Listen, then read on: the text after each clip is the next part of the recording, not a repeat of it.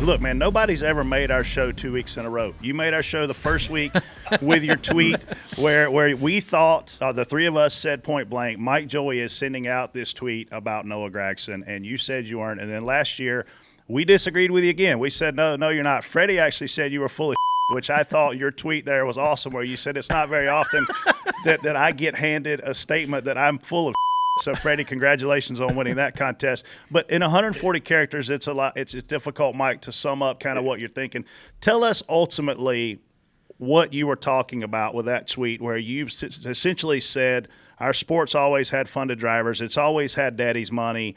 But you weren't, quote, talking just about Noah.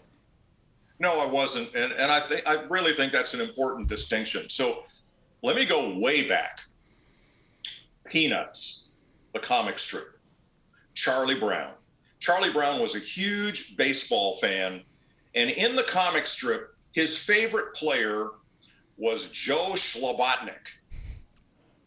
You've never heard of Joe Slobotnik?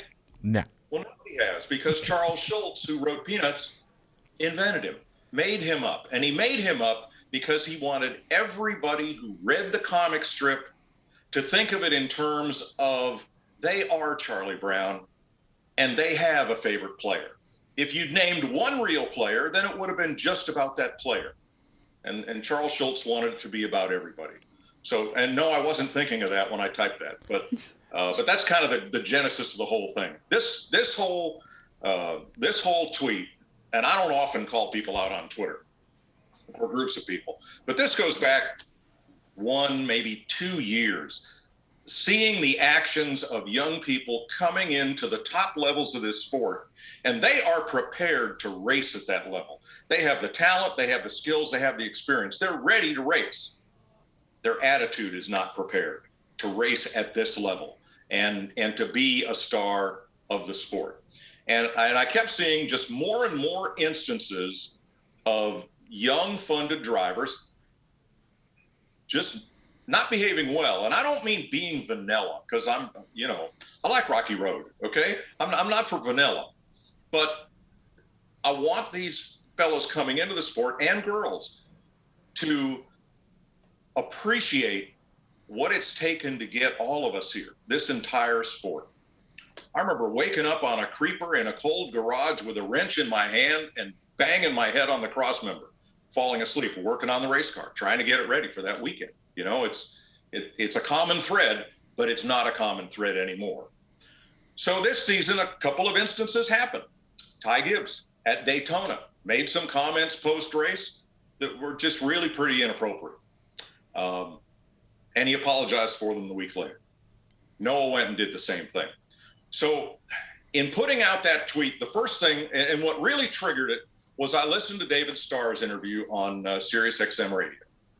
David is, let's say, he's in the twilight of his driving career, but he has a great respect for how this sport was built, what it takes to make it, and most importantly, how hard his guys work, to get his car, his truck to the racetrack every week and get it on track and get it competitive. He certainly didn't appreciate those comments, but not for him. He said he was upset for his crew and how hard they work.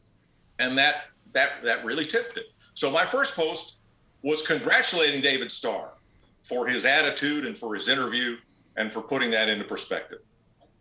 And I started the next tweet, as you said, by saying, we've always had funded drivers. You go back to Marty Robbins. You go back to, there's a lot of fellows that we can name that came into the sport with a checkbook or with a sponsor or with somebody else's money or family money to find out if they had any talent. And money will get you a good ride. It'll get you a really good ride, but it won't get you in the winner's circle. That takes a lot of talent.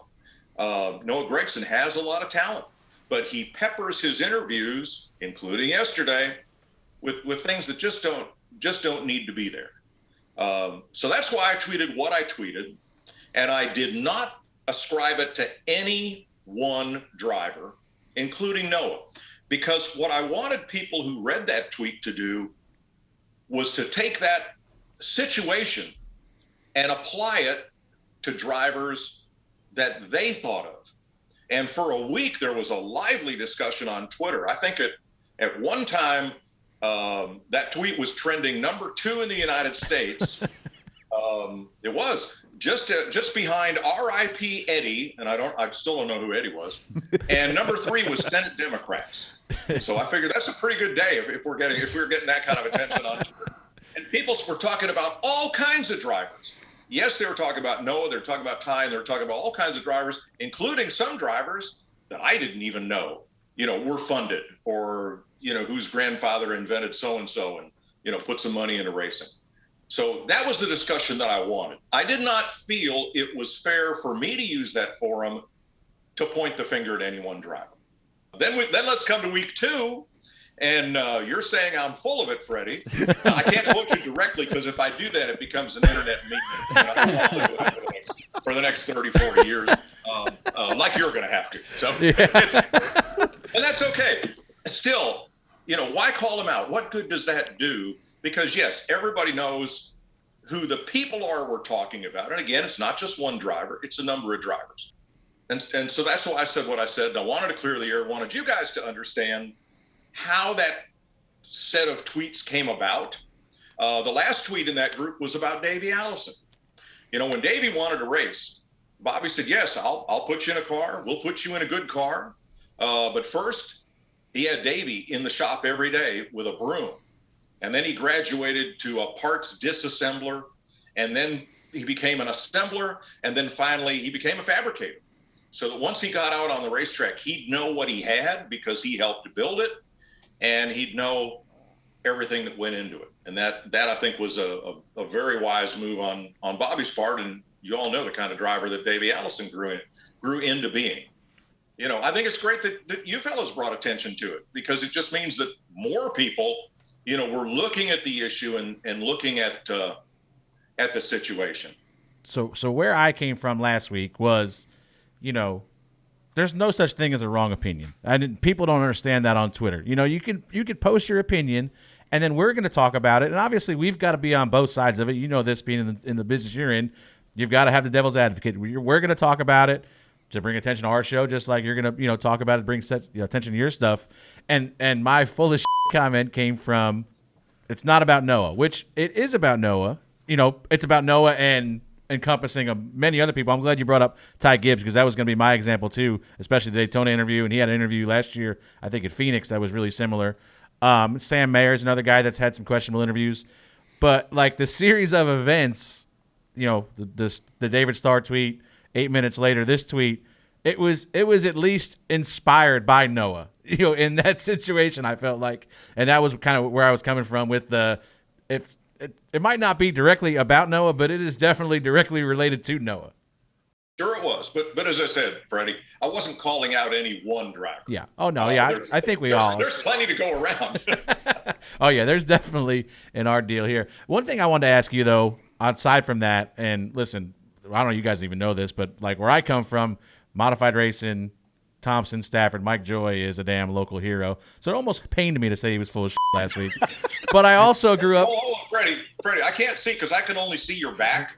Is that a Bonsignor shirt? Yeah. So that's what I was getting ready to say. I'm from the Long Island gang. I grew up with Tommy Baldwin, so I don't have a choice but to speak my mind at times.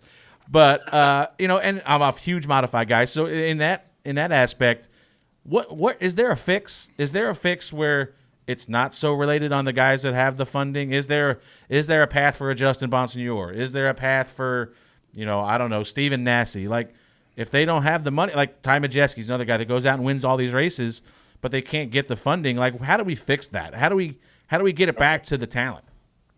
There is, because I think we all realize you have to have funding to make it in racing. It costs a lot of money to put a street stock, a hobby stock on the track at your local track. And, back when we all grew up, all you needed was access to a garage, maybe a lift, a jack, a welder, tools, and a couple of friends, and you could go racing. But, it's not that way anymore.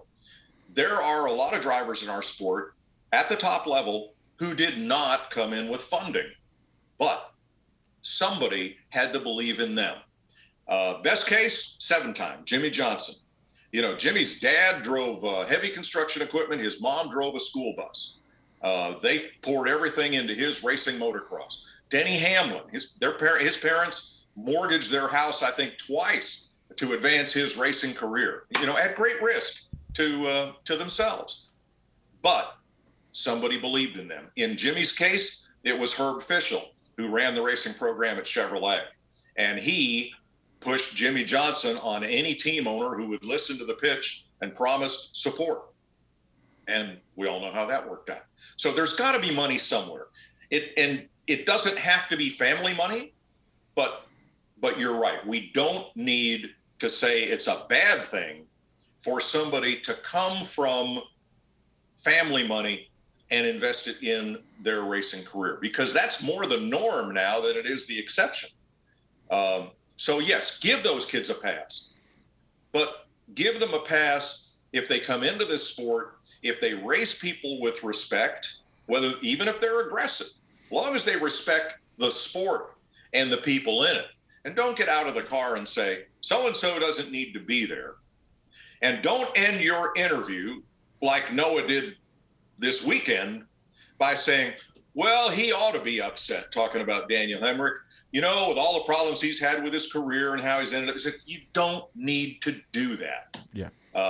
Race people hard, but leave a lot of it on. We talked about that earlier in the show, and I said he can't help himself. And listen, by no means, I know it seemed like I was sticking up for Noah in this situation, but that by no means do I defend Noah Gragson. He says and does a lot of dumb stuff on and off the racetrack, but you could see it in his. I was talking earlier. You could see it, you could see he was getting ready to say something stupid. Like, the interview was over. I thought it went fairly well. And then you could just see it, and you're like, oh, God, he's getting ready to do it. And then he makes a comment about his resume. Noah, he's, like I said on the show earlier, he's probably first ballot Hall of Famer, I guess. But, just that's the attitude. That's where these guys – I see it more in the post-race interviews. That's where the Ty Gibbs thing came. Like, you get a bad taste in your mouth from some of these guys just because of the way they act and talk on the – in an interview situation after the race, more so than things they do on the racetrack. Well, now, and there's a big risk in that. When I raced, the people that I respected on and off the racetrack, and the people, of course, that were my friends and that were part of our group, I wouldn't just wave them by. I wouldn't move off the line to give them the corner, but I wouldn't hold them up either. But if I looked up in the mirror and I saw somebody coming and we had a history, and whether it was something that happened on the track or something that happened off the track, I wouldn't be in any rush to let them by. And you build up those relationships, positive and negative. You build up enough negative ones, you're going to have a hard time winning races. Denny Hamlin tweeted Mike right after Daniel Hemrick and Noah had the run-in on pit road where Noah backed his car unintentionally, according to Noah, into Hemrick's car, and it said, "Where's Mike Joy when you need him?" We know how you feel about the interview after the race. How did you feel about that scenario, watching it play out? Where do you think Noah's head was? Do you think he literally missed his pit box and was trying to figure out how to get back in it, or do you think there was some malicious intent there? Oh, gosh, how long have you got? We got all day. We're a podcast. No. I think both drivers had a right to be upset. But both drivers didn't realize the difficulty the other driver was facing. Noah did not know that the car in the pit behind Daniel was trying to exit so that he had to overshoot his pit. He was already committed into the box, but he had to stay out of that car's way to keep from being hit and had to back up. So here comes Noah, and Daniel's in his pit. Noah didn't know why. Made a bad assumption. He assumed it was on purpose. Okay. From the view on TV, from the high camera, it looks like Noah backed straight into Daniel. And because of Noah's history, you might think it was deliberate. Noah tweeted out about 4 hours later the video from their high camera over the pit stall. And it clearly showed that his tires were out of the box when he stopped, that he had to back up and maneuver to be able to get into his box with at least the right front tire in there, so it would be a legal pit stop. Daniel didn't know that.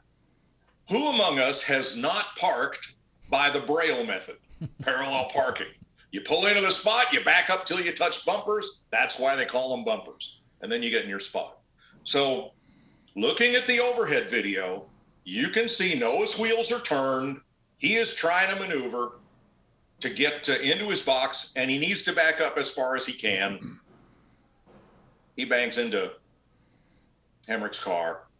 I'm inclined to say no harm, no foul on either driver for what they did on the racetrack. The explanation made sense to me. It made sense to NASCAR. Scott Miller said there will be no penalty for what happened there. So then Noah pulls in his box and stops, and as Daniel says, Noah flips him off. Right then and there. So, that didn't help matters. And the interview afterwards, that didn't help anything either. But for what happened right there on the racetrack, it was an unfortunate incident. It had outlying causes and effects, and neither driver understood what the other driver was going through at the time. So, let it be. Let's go racing. Mike, we appreciate you coming on, giving your viewpoint. For what it's worth, I think Freddie's full of shit, so I think the score's 1-1. I'm always full of shit. This was the first time I thought Mike was. All right. So, like I asked in that tweet, are you sorry or am I full of it? I'm up. You're still full of it, but I'm sorry I said it. I'll take it. I'll take it, and I appreciate it. Thanks for having me on. Thanks, Mike. Thanks, Mike. Hey, thanks for watching that video. And if you're in the market to sell your home, make sure you go visit OfferPad.com. Within 24 hours, they'll make you a cash offer. Visit OfferPad.com today.